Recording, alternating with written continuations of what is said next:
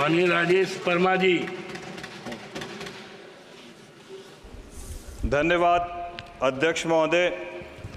आज आपने rail budget पर चर्चा के लिए मुझे मौका दिया। अध्यक्ष महोदय, आज भी देश भर में सफ़र करने के लिए सबसे किफ़ायती और सुरक्षित माध्यम कोई माना जाता है तो रेल का माध्यम माना जाता है। जिस तरीके से भारत की अर्थव्यवस्था को रेल के दृष्टिकोण से अगर देखा जाए तो 2014 के पहले सरकारों का जो कार्यकाल था वो स्लो पैसेंजर ट्रेन की तरह था, लेकिन विगत 10 वर्षों में हमारी एनडीए की सरकार में बुलेट ट्रेन की स्पीड में रेल मंत्रालय ने विकास की राह को सुनिश्चित किया है। अध्यक्ष महोदय, आज मैं गर्व के साथ कह सकता हूं, जब हम वंदे भारत ट्रेन में विश्व स्तरीय सुविधा देखते हैं, आज रेलवे स्टेशनों पर जो सुविधाएं, चाहे वो एक्सीलरेटर की हो, चाहे एग्जीक्यूटिव लॉन्च की हो, और तमाम साफ सफाई से लेकर रेलवे स्टेशनों की व्यवस्थाओं को देखते हैं तो हम लोगों को गर्व महसूस होता है। और आज ना केवल देश बल्कि विदेशों से भी आने वाले पर्यटकों के लिए रेल माध्यम आज के वक्त में सबसे ज़्यादा रेल ही एकमात्र माध्यम है जिसका इस्तेमाल करके वो देश भर का भ्रमण करते हैं। आज भारत के जितने भी रेलवे स्टेशन हैं वो एयरपोर्ट की जैसी सुविधाओं के साथ विकास का केंद्र बनने का काम कर रहा है। सरकार ने रेलवे के लिए अब तक का सबसे बड़ा बजट दिया है।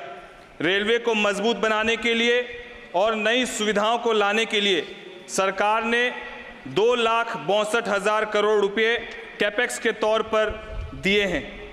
ग्रॉस बजटरी सपोर्ट 2,52,200 करोड़ रुपया है। यह रकम 2023-24 के बजट में 2,40,000 करोड़ रुपये थी। सरकार का लक्ष्य है कि अमृत भारत एक्सप्रेस जैसी ज़्यादा से ज़्यादा पैसेंजर ट्रेन चलाई जाए। बजट का बड़ा हिस्सा सेफ्टी के लिए भी अध्यक्ष महोदय इस सरकार में आवंटित किया गया है, जो लगभग 1,08,000 करोड़ से पुराने ट्रैक्स, सिग्नल, कवच, रेल के पुल बनाने में लगेंगे। अध्यक्ष महोदय, आर्थिक सर्वे 2023-24 के मुताबिक पिछले 5 सालों में रेलवे पर पूंजीगत व्यय में 77% की बढ़ोतरी हुई है। वित्तीय वर्ष 2019-20 में जहां यह खर्च 1.48 लाख करोड़ रुपया था, वहीं 2023-24 में बढ़कर 2.62 लाख करोड़ रुपया हो गया है। अध्यक्ष महोदय, साल 2023-24 में करीब 673 करोड़ यात्रियों ने ट्रेन में सफ़र किया, जो पिछले वित्त वर्ष की तुलना में लगभग 5.2% अधिक है। मैं विशेष आभार व्यक्त करता हूं हमारे आदरणीय प्रधानमंत्री जी का और रेल मंत्री जी का, जिन्होंने केंद्र बजट ही नहीं बल्कि रेल मंत्रालय के माध्यम से भी बिहार को उसका अधिकार देने का काम किया है। आदरणीय अध्यक्ष महोदय, मैं आपके माध्यम से हमारे रेल मंत्री जी का विशेष रूप से धन्यवाद देता हूं, जिन्होंने पहली बार मैं जीतकर सांसद में आया हूं और मैंने अपने क्षेत्र में राजधानी की मांग हमारे आदरणीय रेल मंत्री जी के समक्ष की थी। और इस कार्यकाल की सबसे खूबसूरत बात यह है कि जब हम अपनी मांगों को रखते हैं, जैसा कि हमारे देश के यशस्वी प्रधानमंत्री जी ने कहा कि तीसरा कार्यकाल 3 गुना ज़्यादा रफ्तार से काम करने का है, और उसका प्रमाण मैं स्वयं हूं। जिस तरीके से हमारे रेल मंत्री जी को विगत 20-25 दिन पहले हम लोगों ने राजधानी रुकवाने के लिए, ठहराव के लिए दिया था और माननीय मंत्री जी ने उसकी स्वीकृति दी, इसके लिए मैं हमारे आदरणीय रेल मंत्री जी का धन्यवाद देता हूं। साथ ही साथ मैं अपने क्षेत्र में खगड़िया कुशेश्वर स्थान रेल परियोजना के निर्माण के संबंध में भी माननीय मंत्री जी का ध्यान आकृष्ट कराना चाहता हूं कि 44 किलोमीटर की खगड़िया कुशेश्वर स्थान रेल परियोजना पूर्व मध्य रेलवे के सोनपुर मंडल के तहत आती है और खगड़िया को बरौनी, कटिहार और समस्तीपुर सहरसा सेक्शन से जोड़ती है। और यह रेल परियोजना वर्ष 1998 में शुरू हुई थी, जिसमें अलौली स्टेशन के आगे कुशेश्वर स्थान तक रेल परियोजना का कार्य आज भी लंबित है।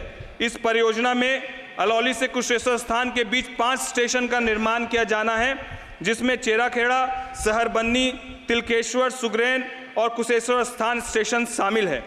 परियोजना की नींव हमारे पार्टी के संस्थापक आदरणीय स्वर्गीय रामविलास पासवान जी ने रखी थी और इसका निर्माण 162.87 करोड़ रुपए की लागत से शुरू किया गया था, जो वर्तमान में लगभग 614.45 करोड़ रुपए से अधिक है और 26 वर्षों के अधिक समय लगने के बाद भी इसका काम अब तक पूरा नहीं हो पाया है। अध्यक्ष महोदय, खगड़िया कुशेश्वर रेल परियोजना पूरी होने पर लाखों लोगों को फायदा होगा, जिसमें खगड़िया के अलौली प्रखंड और दरभंगा के कई प्रखंडों के मक्का किसान भी शामिल है।